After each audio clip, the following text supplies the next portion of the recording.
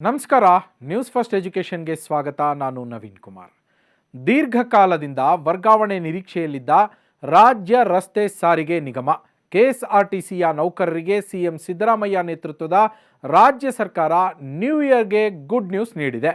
ಸಾರಿಗೆ ನಿಗಮಗಳಲ್ಲಿ ಬಹುದಿನಗಳ ಬೇಡಿಕೆಯಾಗಿದ್ದ ಅಂತರ್ ನಿಗಮ ವರ್ಗಾವಣೆಗೆ ಅಧಿಕೃತವಾಗಿ ಚಾಲನೆಯನ್ನ ಕೊಡಲಾಗಿದೆ.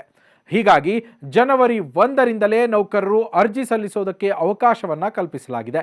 ಈ ನಿರ್ಧಾರ ಕಳೆದ ಹಲವು ವರ್ಷಗಳಿಂದ ತಮ್ಮ ಸ್ವಂತ ಜಿಲ್ಲೆಗಳಿಗೆ ಮರಳೋದಕ್ಕೆ ಹಂಬಲಿಸ್ತಾ ಇದ್ದ ನೌಕರರ ಮುಖದಲ್ಲಿ ಮಂದಹಾಸವನ್ನು ಮೂಡಿಸಿದೆ.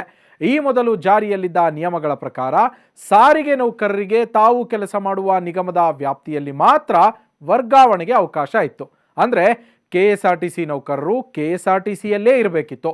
ಬಿಎಂಟಿಸಿಯಿಂದ ಕೆಎಸ್ಆರ್ಟಿಸಿಗೆ ಅಥವಾ ಇತರೆ ನಿಗಮಗಳಿಗೆ ವರ್ಗಾವಣೆ ಆಗೋದಕ್ಕೆ ತಾಂತ್ರಿಕ ಅಡೆತಡೆಗಳಿದ್ವು.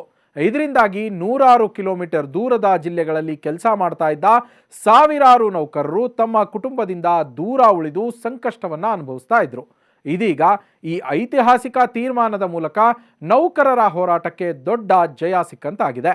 ಕೆಎಸ್ಆರ್ಟಿಸಿ ವ್ಯವಸ್ಥಾಪಕ ನಿರ್ದೇಶಕರಾದ ಅಕ್ರಮ್ ಪಾಷಾ ಅವರು ಈ ಕುರಿತು ಅಧಿಕೃತ ಅಧಿಸೂಚನೆಯನ್ನ ಹೊರಡಿಸಿದ್ದು ಎಲ್ಲಾ ನಿಗಮಗಳ ಮುಖ್ಯಸ್ಥರಿಗೆ ಅಗತ್ಯ ಸೂಚನೆಗಳನ್ನು ನೀಡಿದ್ದಾರೆ. ಜನವರಿ 1ರಿಂದ ಜನವರಿ 31ರವರೆಗೆ 1 ತಿಂಗಳ ಕಾಲ ಅರ್ಜಿ ಸಲ್ಲಿಸೋದಕ್ಕೆ ಕಾಲಾವಕಾಶವನ್ನು ಕೊಡಲಾಗಿದೆ.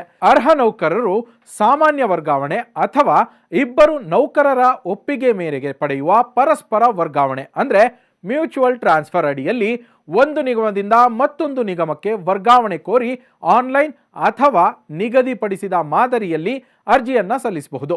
ಈ ಸಂಪೂರ್ಣ ವರ್ಗಾವಣೆ ಪ್ರಕ್ರಿಯೆ ಪಾರದರ್ಶಕವಾಗಿ ನಡೆಯಲಿದ್ದು ಜ್ಯೇಷ್ಠತೆ ಅಂದರೆ ಸೀನಿಯಾರಿಟಿ ಮತ್ತು ಮಾನವೀಯ ಆಧಾರದ ಮೇಲೆ ಆದ್ಯತೆಯನ್ನು ನೀಡಲಾಗುತ್ತೆ. ಕೆಎಸ್ಆರ್ಟಿಸಿ, ಬಿಎಂಟಿಸಿ, ಕೆಕೆಆರ್ಟಿಸಿ ಮತ್ತು ಎನ್ಡಬ್ಲ್ಯೂಕೆಆರ್ಟಿಸಿ ನಿಗಮಗಳ ನಡುವೆ ನೌಕರರು ಅದಲಿ ಬದಲಿ ಆಗೋದಕ್ಕೆ ಇದು ಸುವರ್ಣಾವಕಾಶ.